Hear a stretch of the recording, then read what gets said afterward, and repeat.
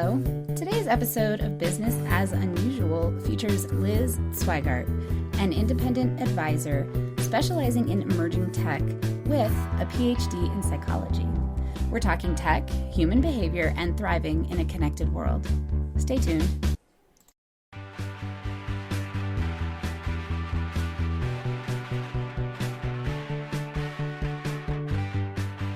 Business as Unusual is a thought-provoking podcast that explores the innovative strategies, disruptive ideas, and unconventional practices driving successful leaders and companies in the ever-evolving world of modern business.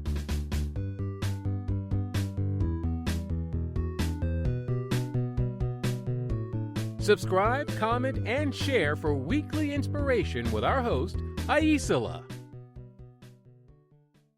Welcome to Business as Unusual. I'm here today with Liz, and welcome to the show. Super excited to have you. Thank you so much for having me. And we've been trying to do this. This is our second attempt. I feel very lucky that it worked out, and I think you guys are in for a treat. Before we dive into the other questions, would you be willing to introduce yourself and a little bit about what you do, who you are? Absolutely. So my name is Liz Sweigart. I am coming to you from Houston, Texas, although I am a native New Yorker. I grew up on the Upper West Side of Manhattan.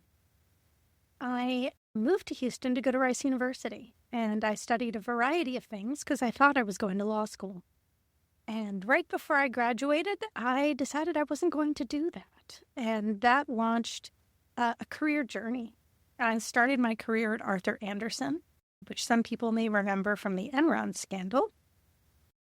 Before I went on to be a nonprofit finance executive, I worked in investment banking. I spent the majority of my career in the Big Four in public accounting, doing intercompany transactions, international tax, cross-border M&A, big business. And along the way, I have an MBA in operations and supply chain management, and I also have a PhD in psychology, specifically the study of leaders and leadership, social and organizational psychology. And now I'm no longer in the Big Four. I left that life behind about 3 years ago, and I work as an independent advisor and board director, primarily with startups and scale-ups in emerging technology. Quite a bit in the blockchain and digital asset space, but primarily companies that are looking at decentralized and distributed web technology. That's my interest and passion in that space. I've also been very fortunate to be able to take these different interests and channel them. So I've enjoyed having a postdoctoral appointment at Vanderbilt University in the computer science department, focusing on human-computer interaction, in particular teen online safety. And I've also had the opportunity to work within the applied psychology profession. I am the president-elect of Division 13 of the American Psychological Association, which is the Society of Consulting Psychology. And so that is a group of folks who take the theories and frameworks of psychology and apply them to individuals, groups, organizations. We help businesses and people better. We help people be better people at work.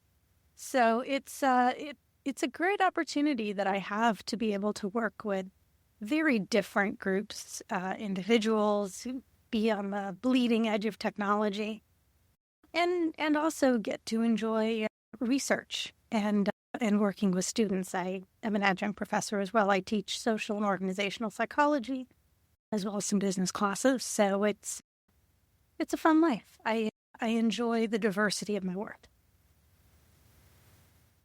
I mean, it sounds very fulfilling, and like it probably keeps you a little on your toes. It absolutely does. It stretches my brain in all of the ways. And I think that especially, I guess I'm a Renaissance woman.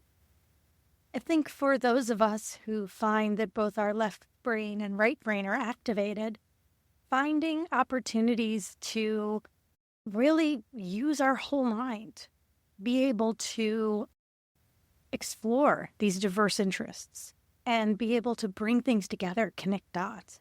That's probably my greatest passion, is creating environments where people can thrive. And we do that when we create connection. And I love bringing people together. One of the things, and I had the pleasure of working with Liz on another podcast, so bring forward some of that awareness, is the ways in which I have experienced you bridging or talking about the connection between humaning or peopling and technology. Mm-hmm.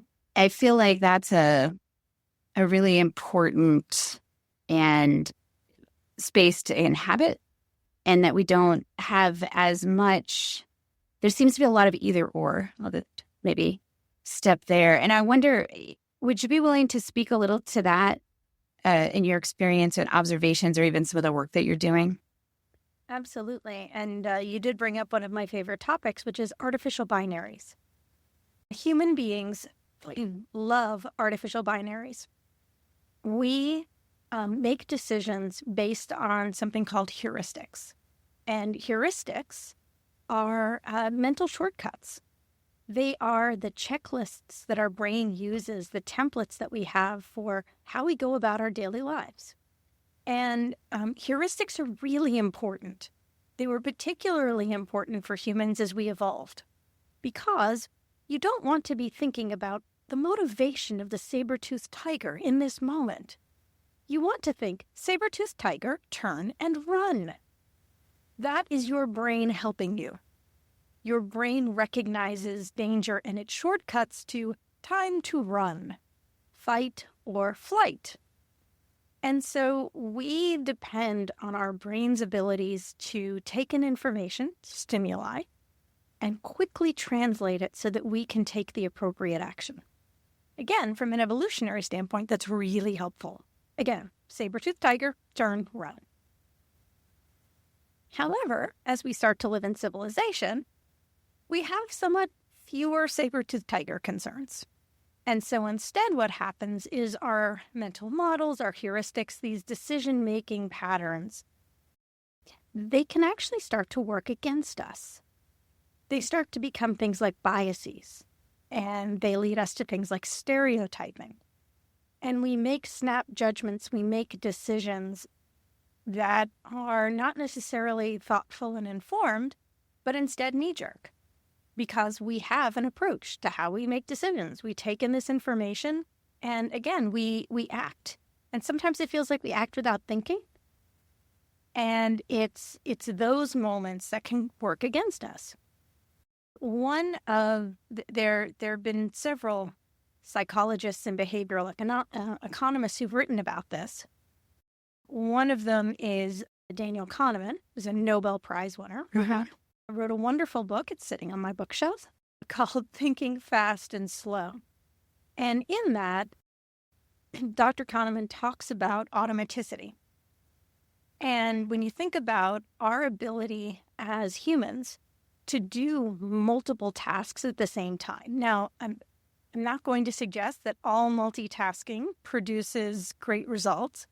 But if you think about things like driving, when you first learn how to drive, you are not listening to the radio. You're not having conversations because you're concentrating on what you're doing.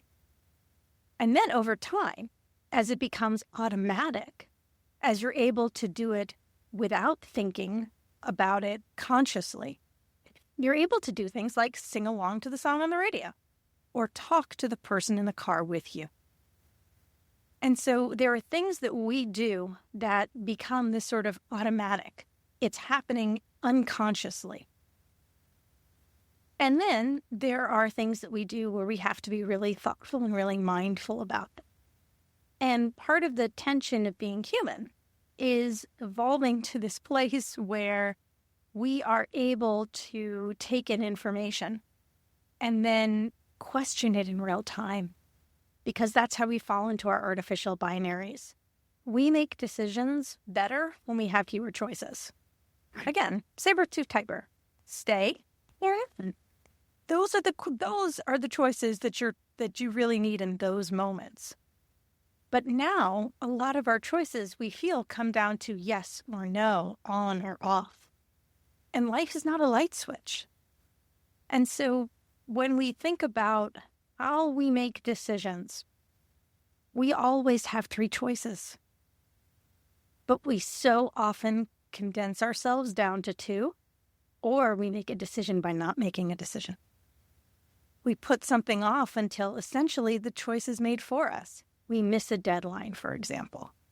Oh, well, I can't apply to that thing anymore because the deadline is passed. So now I don't have to make a choice about whether or not that's something I wanted to do and put myself out there. I've essentially abdicated the responsibility of the choice. So when it comes to using technology, we tend to look at things very starkly. And because of that, things are either all good or they're all bad.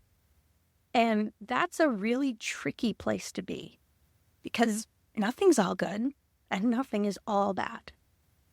And as human beings, we tend to see ourselves more, but maybe we give ourselves a higher dose of grace than we tend to give to others. So we tend to self-enhance, right? We concentrate on the things we like about ourselves. Mm-hmm. And we tend to play down the things that we're not very happy about. And we don't always extend this same approach when we deal with others or when we deal with situations. So when I think about a lot of what I do in my work, yes, I'm dealing with technology. I'm dealing with the bleeding edge of technology. And I'm also dealing with age-old human problems, like making snap decisions, not considering what other alternatives might be there, breaking out of a fixed mindset that tells us how things are now is how they will be forever, and we have no control and we have no way to influence it. We can control ourselves. We can control how we show up and the energy that we bring. We can control the decisions that we make. And a lot of working with technology is actually taking back our humanity. Can you speak more to that? How? Because that seems like a provocative statement. Absolutely. So when we think about what's the purpose of technology, do you think about the technology that has influenced human civilization the most? Fire, the wheel. I mean, those are kind of the bedrock of how human technological development began. We tend to think when we hear the word technology that it has to plug in, it needs batteries, that it has to be digital. And that's not really what technology is. Technology is the development of tools. And tools are things that help us to do the business of our lives better. Oftentimes, technology is shiny and new and exciting. And often the people who are developing it because they're really excited about it. One of the challenges that I run into frequently in my work are founders, engineers, developers, people creating technology, and yes, it tends to be digital technology, who are in love with the technology. They're in love with what this code can do. They're in love with what this product that they've developed can do. And it is really cool. And it solves no practical problems whatsoever. There are a lot of pieces of technology running around that are solutions in search of problems. Mm-hmm. And so when you put people back at the center, you remember that technology is there to help humans human better. Technology is there to serve people and act as tools so that we can do the business of being humans better. And when we think about what does that mean in terms of what we develop, we tend to, again, get toward this view of, but it's shiny and it's new and it's cool. And yes. And do you need it? Does this solve a problem that is not already solved? Are there other ways of solving the problem that are simpler? I see this a lot in working in the blockchain space. here you've got a technology that is really cool. And at the same time, it's often not the best solution to a particular problem. Can you use it to solve the problem? Yes. Is it more than what you need? Yes. And so much of solving problems with technology is about finding a solution that is the lightest weight for the problem it's trying to solve. It's the simplest answer. Mm-hmm. What is the most elegant, the most direct? That's really where technology shines, is where it's capable of doing something elegantly and directly. And oftentimes, because we're enticed by the newness of it, we apply it to things that are frankly more than what it needs. Things that could be done with a paper and pencil, for instance. So I think about things like grocery lists. So if I'm just making a list for myself, I don't need to use an app on my phone for that. Like, I actually prefer to just write it out. However, I live in a household with multiple adults, and we have a shared grocery list, and that is a digital tool. We're able to collaboratively build our grocery list together. And so there's opportunities where technology makes things easier. And there are also times where the technology may be more than what's needed. So when we put humans at the center, we ask ourselves, what is the simplest solution? What is it that solves the problem for the person? And what is within their span of use? How can they best use it? Because if you have something that's really cool, but it's inaccessible, or it's difficult to use, then you're not really solving the person's problem. What in your life or past set the stage for you to see this as a need or to get into this field? I think. Or do you have a story you can share that like is sort of illuminates what inspired you? I'm a relentlessly curious person. I follow my curiosity. So when I think about things that kind of led me here, one of the things that has most inspired me to want to better understand people and better understand how to help people in groups is probably from my growing up. So as I mentioned, I grew up in New York City. And at the risk of dating myself, I grew up in New York City during the height of the AIDS crisis. And I had a front row seat to the really horrible things that human beings can do to one another.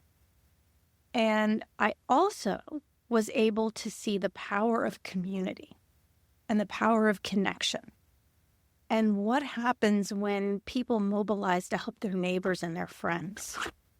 And it's remarkable. It is incredible what human beings can do in community to support one another, to create services and support and networks. It's remarkable. And so what I think I saw growing up was an introduction to systems, how systems work, whether it's how systems work within government, whether it's how systems work when it comes to things like healthcare, when it comes to how systems work in terms of people organizing to bring meals to one another, or to coordinate rides to doctor's appointments, or simply make sure that people are checked in with and visited. I started to understand how interconnected and interdependent we are. And that, I think, is more responsible for how I got to where I am now than anything else. It's this recognition that we are in this together, regardless of what we look like or where we've come from, what our faith traditions are. we are on this planet together. And if we don't work together, we will all die alone.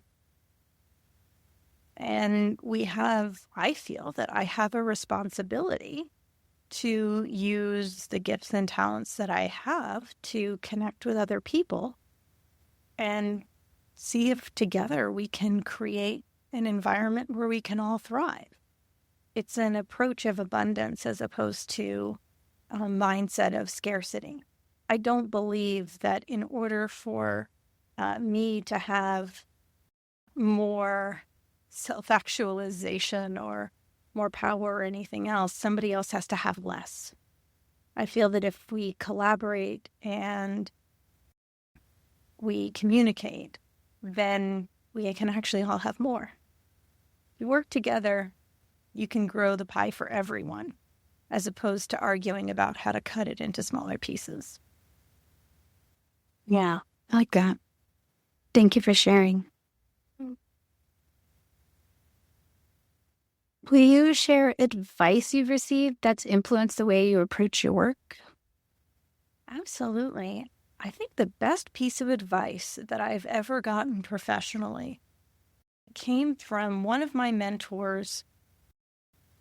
I had just returned to work after the birth of my first child, my daughter. And I remember sitting at my desk in my office. And it was that first morning, and I had this thought of, I can't do this anymore. What am I doing? I can't possibly be here. And I've never been a particularly sentimental person. I love working. And it was this moment where I just thought, am I making some huge mistake? Should I, am I supposed to be home with her? And I didn't call, actually. He texted me just to see how I was doing. How are you feeling today? Which, by the way, is a wonderful question.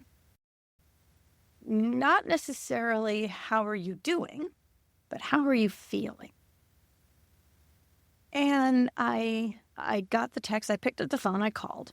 And what he said to me was, this is a moment of crisis. And I don't mean crisis as in things are on fire, but this is a moment where your identity, as you've known it, who you are, how you move through the world, is being challenged.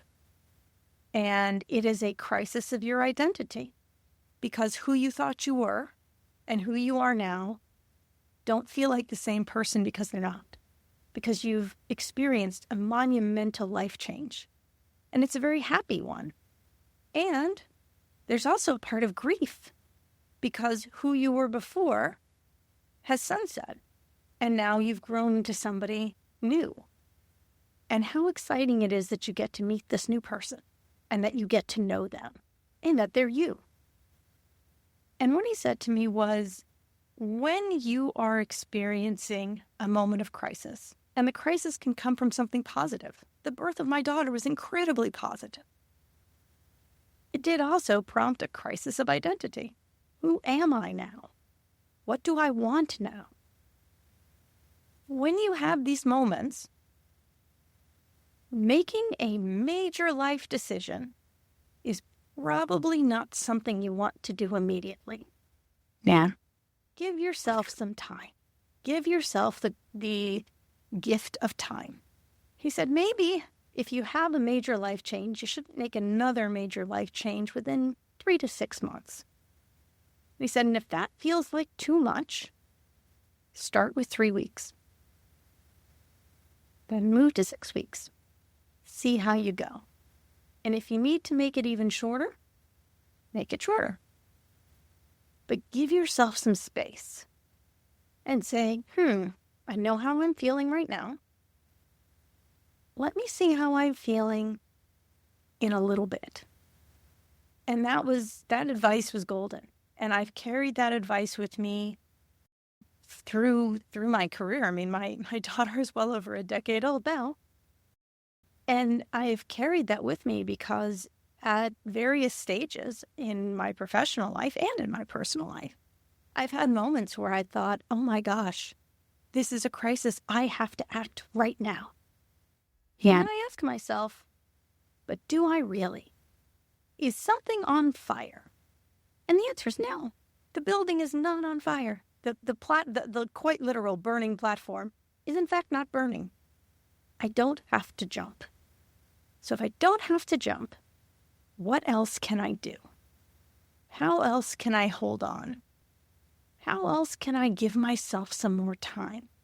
Because what I have realized is that when I give situations time and I don't mess with them, they more frequently resolve themselves without my intervention. I liken this to backyard barbecuing or grilling. We've all, I'll try and include a vegan option here.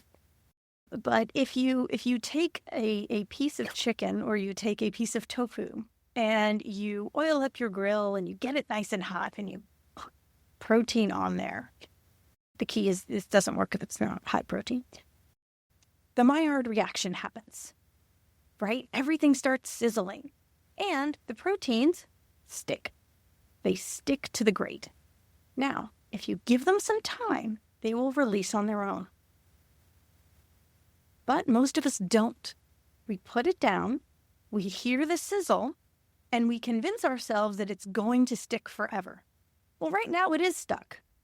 And so you start just taking the little spatula and rubbing it on there. And the next thing you know, you have shreds of chicken or tofu everywhere. All you needed to do was wait. Just give it a second. Or in most cases, 4 to 7 minutes. But we tend not to do that. We certainly don't do that for ourselves. I happen to be a very big sports fan. And this is something that you see in all forms of football. And I'm talking about American gridiron football. This concept of letting the play develop.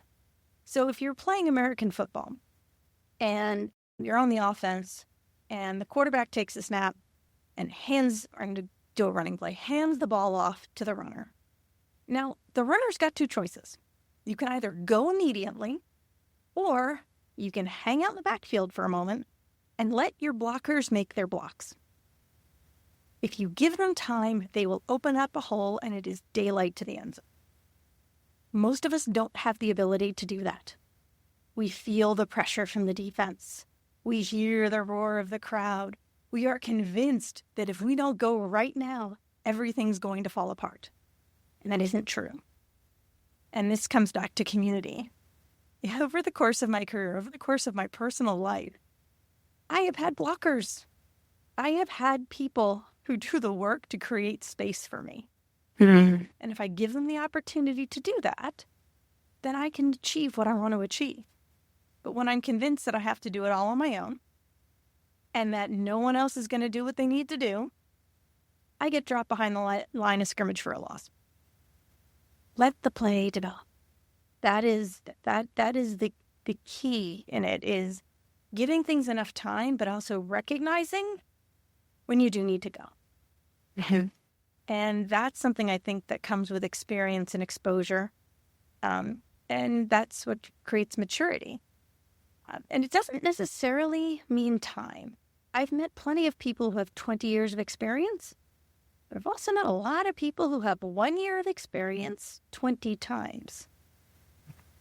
So it's what's our ability to learn from what we've experienced so that we can make better choices in the future. And part of that also, going back to the whole idea of releasing things, we also have to release from ourselves guilt or blame for when we made choices and they didn't work out the way we wanted. Sometimes in my career, I've waited too long. Other times, haven't waited long enough. And I'm still working on finding the balance and making the right choices. But I'm getting better. I'm learning. That's the hope, right? That we're learning. And I started my podcast. I look back and I'm like, wow, I do so much better with it now. The first one and this one, obviously. And then I'm just like, I actually kind of like that I can look back and say, I know I could do better now. that feels like growth as opposed to, gosh, I knocked it out of the park great then, and then it stayed the same. And that's a wonderful example. The podcast is a great example. You have learned how to leave space. There are a few things that scare people more than silence. Silence is very scary. It's like, I've got to rush to fill it. And it's like, but do you really? Silence is space. Yeah. And we don't always give ourselves or others enough space. Yeah, I feel that. Thank you. So one of the questions I really like to ask is, what do you do to stay inspired or to recharge? Because we all have things that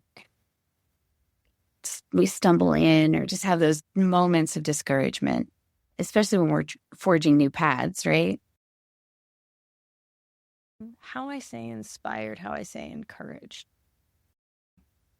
I love exercise. I love running. I love biking, hiking. I really enjoy endurance exercise the most, where I have to learn how to push through being uncomfortable and learn how to find some comfort in the discomfort. It's not, and that's what I think I love about endurance. When you're out and you're running a lot of miles, you're not sprinting, because that will not get you far. Get you fast, not get you far. And so when you're out there, you have to find this pace where you're pushing yourself hard enough because you want to get there. You want to log your miles. And at the same time, you're also able to sustain it. And when I think back to my younger days, my younger self, I was not great at pacing. It was all or nothing. I talked about a light switch earlier. It was learning how to embrace the dimmer switch, the mixing board. How to find that space where, you don't grow when you're comfortable. So you need to be a little uncomfortable. But you can't be so uncomfortable that you shut down. So what I do now is I look for opportunities to stretch myself. I look to get engaged with projects where there's technology I don't know or understand yet. There's markets I don't know or understand yet. There's types of people I haven't worked with yet. I look for one or two things that are new and different, where I have a chance to learn. And I make sure that I balance that by having 2 or 3 more things that I do know, that I feel comfortable with. Because that way it's not all new and it's not all familiar. So I find inspiration first from just continuously pushing myself and seeing where I can go. I find inspiration just meeting new people. I love people. I love to travel. Travel grows you. It challenges you, and ultimately it will change you. So I enjoy seeking out new opportunities, new people, and finding what people are excited about. One of my favorite questions is, what are you excited about right now? And people will tell you. And sometimes they're things I would never think to be excited about. I was at a party once and I asked that question of someone, and he had just finished his PhD in shark parasites. I never thought that I would find excitement or interest in shark parasites, but this guy was literally on fire for them. It was his passion. And when you find someone who is really excited about something, they want to teach, they want to share. I get excited because other people are excited. And sometimes things are for me, and sometimes they're not. I will not be pursuing any advanced degree in shark parasites. But I'm really glad that he's out there doing that, because the more we know about symbiotic relationships, the better we will all be as humans. there is so much we can learn from each other. And there is so much we gain from reaching out and opening ourselves to what others are excited about. And again, it doesn't have to be for us, but we can appreciate what it is for them. Yeah.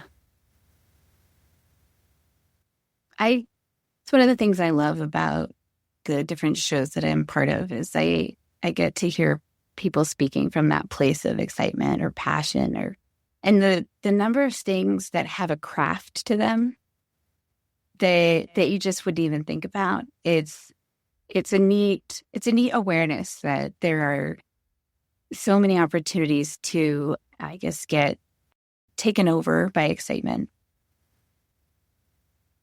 So for two more, one, is there anything that you really were excited to talk about that we didn't get to? Well, I would like to know what you are really excited about right now. Oh, wow. So I have been doing podcasts for a while and I love them. And I have recently started producing them for people and I'm offering that as a service. And it's really exciting for me because I love the chance to help people get the word out. And a lot of folks are, intimidated by, there's a lot of talk in business about algorithms, especially the smaller solopreneurs that I tend to work with. And they're getting a lot of feedback that, videos are the thing. And it can be awkward to say, I'm going to sit down and just talk to someone about what I'm doing. Like making videos can feel very awkward. And so I can help them put together a plan and make those, have that, and get the word out about what they're up to and their passions, or the passion of their craft, if you will. And I love that process of, I feel like the word doula is overused, but that sort of support process of really helping people create and disseminate those things. I love that. And I love how you just lit up talking about that, because it just, again, I would say that I know you, but I don't know you well. And what I have observed is your fascination with the creative process. You are not only creative yourself, but you seem to find joy in watching creation happen, in watching people create, and being a partner in that creation journey. I can see being something that just really captivates you and gives you a spark, as well as your ability to help people to achieve what they want and to find that success that they are seeking. Not success as you've defined it for them, but empowering them to get to where they want to be, and doing that off the back of your own success in the space.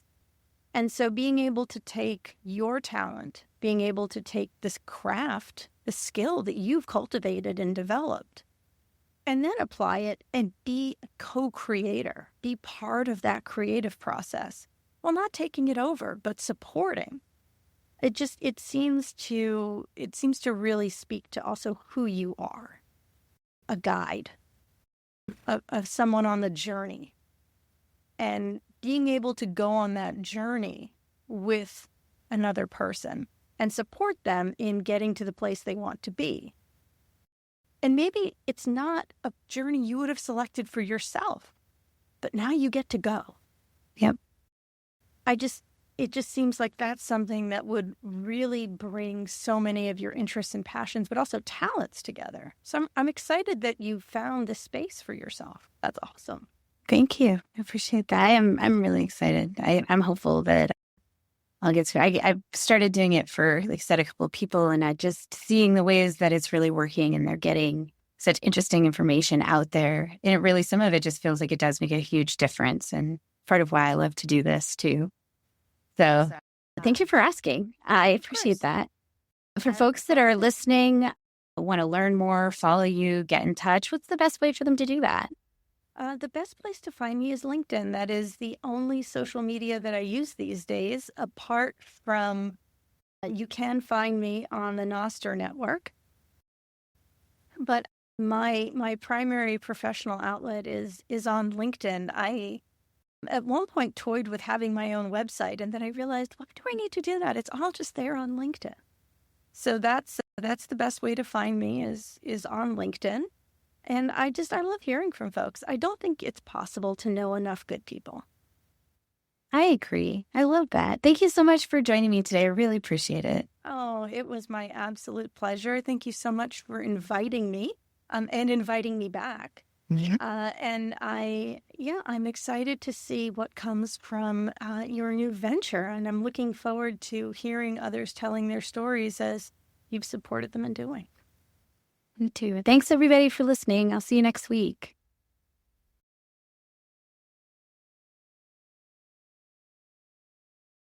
I hope you enjoy the show. I love making it. If you did enjoy it, consider hopping over to the review portion of the platform you listen on and letting other people know about it. Or share the episode or the entire show with a friend or subscribe to the show. Definitely reach out, get on my newsletter, follow me on social media, and let me know what you like, what you don't like, and what you'd like to see in the future. Well, we love our guests. Appearance on the Business as Unusual podcast or any Bicurean consulting production is for information purposes only and is not to be considered an endorsement of their business practices, or character. Please properly vet anyone you find through this podcast and generally before you do any business with them. Thank you for listening.